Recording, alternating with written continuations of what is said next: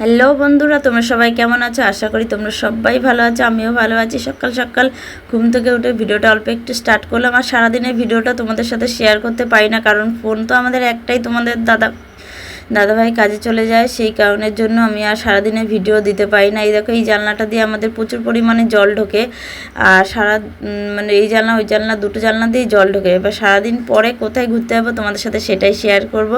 আর ঘুরতে যাওয়ার আগে আমি ভিডিওটা করতে পারিনি, যেহেতু আমার খেয়াল ছিল না।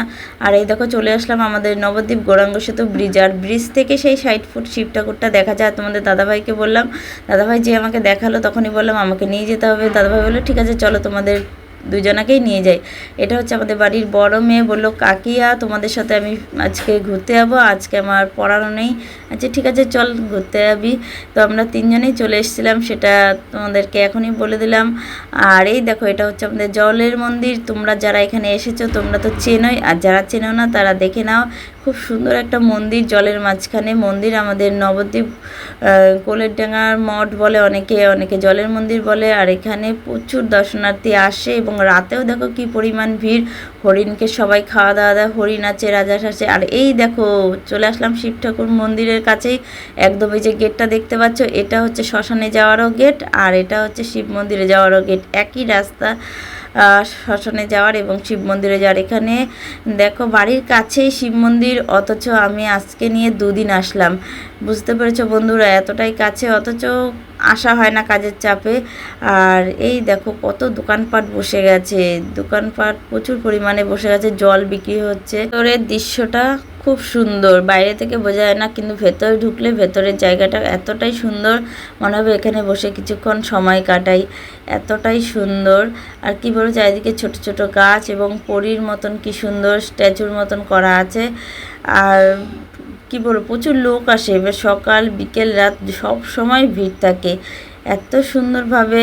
মানে কি বলবো, আমাদের নবদ্বীপে এত সুন্দর জায়গা, অনেক জায়গা আছে খুব সুন্দর। এটা হচ্ছে মেন গেট। আর এই দেখো, ভেতরে হচ্ছে এদিকে হচ্ছে থাকে, যারা থাকে তারা। আর তখনই বললো কাকিয়া, ফোনটা তুমি ধরো, আমি বন্ধুদেরকে একটু হাই হ্যালো করি। আজকে ওর কলেজে মানে ও তো কলেজে পড়ে, আর আজকে ওর বিকেলে পড়ানো ছিল না। সন্ধ্যের পরে বললো কাকি আমার পড়াও নেই এবং পড়ানোও নেই, চলো তোমাদের সাথে ঘুরে আসি। আনছি ঠিক আছে চল। তো ওখানে ভোজনালয় আছে, মানে খাওয়া দাওয়ার বিষয়, জানি না সবাই জন্য না, এখানে যারা থাকে তাদের জন্য। আর এই দেখো শিব মন্দির, শিব ঠাকুরটা আমাদের কত বড়, বাবা ভোলেনাথ কত বড় ভোলেনাথ, এবং সবাই ছবি তুলছে, কেউ ভিডিও করছে। আর এই দেখো স্ট্যাচুগুলো দেখতে পাচ্ছ। অ্যাকচুয়ালি এই জায়গাটা ছিল হচ্ছে সমাধি স্থান, এখানে প্রচুর সমাধি ছিল। আগে আমরা ভয়ে আসতাম না, এই জায়গাটা সমাধি। তিনকড়ি আশ্রমের যত প্রভুরা আছে তাদের মৃত্যুর পরে, দেহ রাখার পরে এখানে দেহ রাখতো। সমাধিস্থানেই আর কি একটা তীর্থস্থান করে তুলেছে। এই সিঁড়ি দিয়ে আমরা উপরে উঠে যাচ্ছি বাবা ভোলেনাথের কাছে। আমাদের মতন প্রচুর মানুষ এসেছে, প্রচুর ভিড়, জায়গাটা কি বলবো, খুব সুন্দর জায়গা।